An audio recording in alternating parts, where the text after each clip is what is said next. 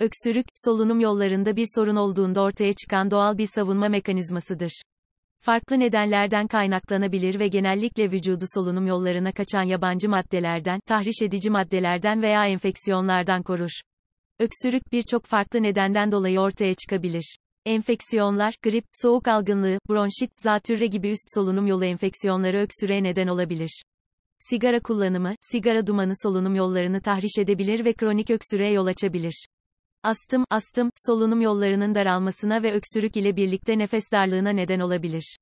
Alerjiler, polen, toz, küf gibi alerjenlere maruz kalmak öksürüğe sebep olabilir.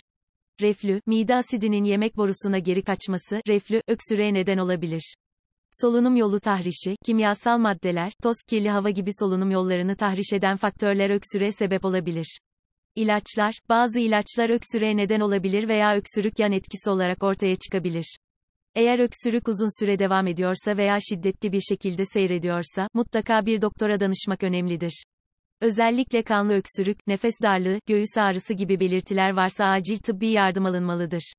Tedavi, öksürüğün altında yatan temel nedene bağlı olarak değişebilir.